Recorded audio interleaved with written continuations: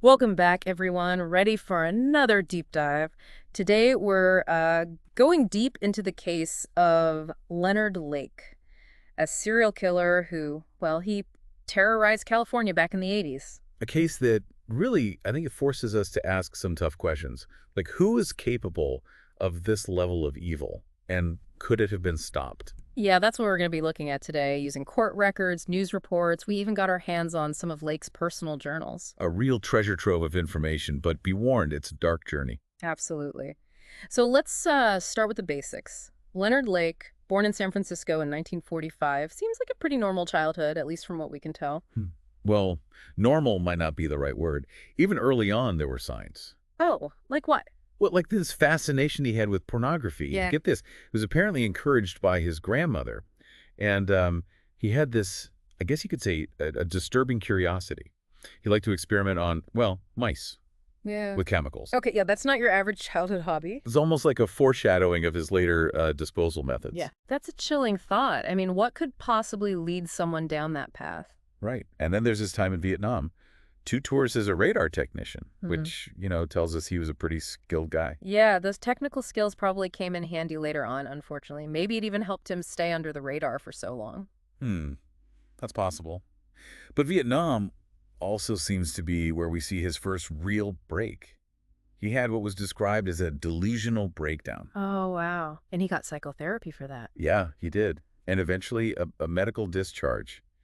It really makes you wonder, could the war have been a trigger for him? Like a turning point? It's hard to say for sure, but the timing's definitely suspicious. It's like something in him changed over there. And after he came back, he just couldn't seem to find his place. Tried college, got involved in that whole San Francisco hippie scene, even got married, actually, But that marriage fell apart pretty quickly. because of his interest in porn. More than just an interest, actually. He was making amateur pornographic films, a lot of them with BDSM themes. Bondage, discipline, sadism, and masochism. Basically, it often involves a power dynamic, one person controlling the other, which, thinking about it, becomes a pretty big theme in Lake's crimes later on. Wow, so even his porn wasn't like typical. It had this darker side to it. Is this around the time he starts getting into that whole survivalist thing? I know he eventually moved to this place called Greenfield Ranch. Right. He gets caught up in that whole back to the land movement. And at Greenfield, he actually starts building a bunker, convinced that nuclear war was just around the corner. I mean, it was the 80s, Cold War and all that, but still, seems a little extreme, don't you think? Well, this whole survivalist ideology, it often comes with this distrust of authority, a need to be self-sufficient. But with Lake, it seems like it took a very dark turn. Like he was getting ready for a world with no rules, a world where he could just, I don't know, act out his darkest fantasies. And that's where Charles Nang enters the picture. His accomplice. Right. Yeah, Eng was an ex-Marine convicted of weapons theft. They meet at Greenfield Ranch, and, I guess that shared military background created a bond, a very dangerous bond. And Lake was the leader, right? The one calling the shots. It seems that way, yeah. Most accounts paint him as the mastermind, the manipulator. And their crimes, most likely they started around 83. And how many victims are we talking about here? Estimates range from 11 to 25 people. It's just, I can't even imagine. And, one of the most chilling parts of this whole thing is that plan he came up with, Operation Miranda. Didn't he get that from a book? He did. The Collector, by John Fowles. It's about a guy who kidnaps a woman, keeps her prisoner in his basement. So Lake was basically trying to live out this twisted fantasy. It seems that way. I mean, he used fake names, promised people jobs, all to lure them in. Really calculated stuff. It's terrifying, to think how he gained their trust before revealing his true intentions. And it's important to remember that he didn't just target women. Men, even infants, they were all victims. It's just senseless. And to think he'd already killed before Nang even came along. His own brother Donald, and a friend, Charles Gunnar. Those early murders, back in 82 and 83, I think they're crucial to understanding how he became the monster he was. I mean, he even stole their identities. So he was living a double life from the very beginning. And then he moves to this remote cabin in Wilseyville, owned by his in-laws. It's almost like he needed that isolation to fully give into his dark side. The Wilseyville cabin, that's where it all went down, right? That's where he built his dungeon. It was a place where he could act out his fantasies with no one to stop him. And he filmed everything, didn't he? He did. The torture, the murders, it was all captured on videotape. Along with his detailed journals, it gives us this horrific glimpse into his mind. It's like he wanted to relive it all over and over again. Exactly. He was a documentarian of his own depravity. It's hard to believe someone like that could go undetected for so long. I mean, how did it all finally come crashing down? Well, in a way, it was a pretty mundane event that unraveled it all. June 2nd, 1985. Charles Eng gets caught shoplifting. Shoplifting, seriously, that's what did them in. Yep, a vice from a hardware store in South San Francisco. Ironic, isn't it? You'd think a guy like Lake would think he's above something like that. Right. And get this, Lake was actually with him at the time, sitting in the car. He was there. What was he thinking?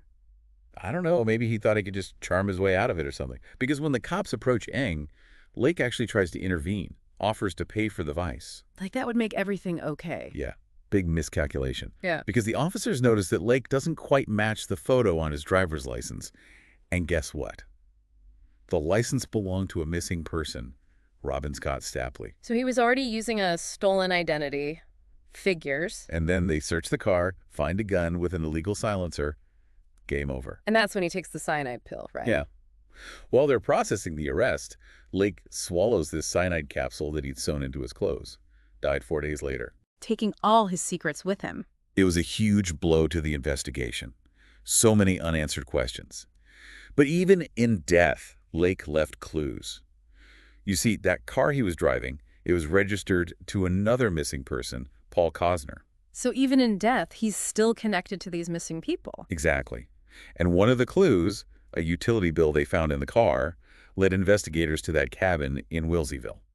The cabin with the dungeon? God, it's just horrifying to think about. It was. The dungeon was exactly as Lake had described it in his journals. And near the cabin, they found a burial site. They dug up over 40 pounds of burned and crushed human bone. 40 pounds? Jesus, how many people could that even be? Forensics confirmed it was at least 11 different individuals. But they suspected there were many more. And didn't they also find a map, like a treasure map? They did. Lake called it his treasure map. It led investigators to 2 5-gallon buckets that were buried. One had an envelope full of names and ID cards. The names of his victims. Most likely. Based on that envelope, they think there could be as many as 25 victims. It's unbelievable. 25 lives, all because of these 2 monsters. And the other bucket. It held Lake's handwritten journals and 2 videotapes. The tapes where they recorded their crimes? Right. And the things on those tapes, in one video you see Eng tormenting a woman named Brenda O'Connor. He cuts her shirt off with a knife, says, "You can cry and stuff like the rest of them, but it won't do any good. We are pretty cold-hearted, so to speak." God, it makes me sick to my stomach just hearing that.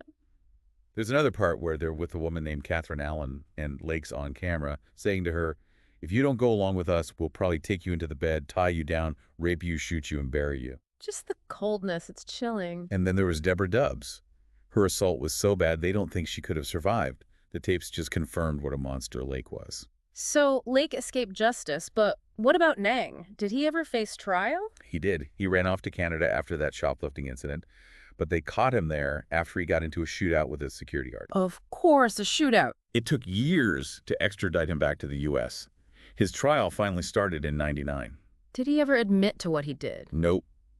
Claimed he was innocent, said he was just a bystander, forced to go along with Lake out of fear. But the tapes showed him doing some pretty horrific things. Right. The jury didn't buy his story. They found him guilty of 11 murders, sentenced him to death. He's still on death row in California. At least there was some justice, even if Lake himself never faced trial. Yeah. But the case, it still haunts people. Yeah. All those victims. And it makes you wonder, could it have all been prevented? Were there missed opportunities to stop him? I mean, it's just crazy to think that a guy like Lake could operate for so long without anyone catching on. It makes you wonder, were there any, missed chances to stop him? Red flags that people just ignored? Yeah, it's the question, isn't it? Yeah. And looking back, there were definitely some warning signs, even going back to his childhood. The weird behavior, the breakdown in Vietnam, the obsession with pornography, especially the BDSM stuff. Right, right. And then, the whole survivalist thing, even killing his own brother and friend. It's like, how did no one connect the dots? It's easy to see the pattern now, looking back. Yeah. But back then, maybe those signs just seemed like isolated incidents. Oh, that's weird, but whatever. I guess it makes sense. But do you think the police back then, were they even, equipped to deal with someone like Lake? Did they even have a way to connect all those seemingly random events? That's a good point. back in the 80s, they were still figuring out how serial killers worked. Mm. And the police departments, they weren't as connected as they are now. Plus, those missing persons databases, they weren't as advanced. So basically, it was harder to see the big picture back then. Exactly. I mean, if they had better communication, maybe, just maybe, they could have stopped him sooner. This whole case, it really changed how law enforcement operates, didn't it? Absolutely. It showed them that they needed to be better at talking to each other, sharing information, and they needed better training to spot these kinds of guys. Yeah. The Lake case, it really pushed them to improve how they investigate these kinds of crimes. Yeah, that's true. It's sad that it took something so awful to make those changes happen. What about the families of the victims? I mean, how do you even begin to heal from something like that? It's got to be incredibly difficult. So many unanswered questions. And then seeing those videotapes, having to face what their loved ones went through, it's just unimaginable. And even with Neng being convicted, it doesn't really bring back what they lost, you know? No, it doesn't. Yeah. But at least there was some justice.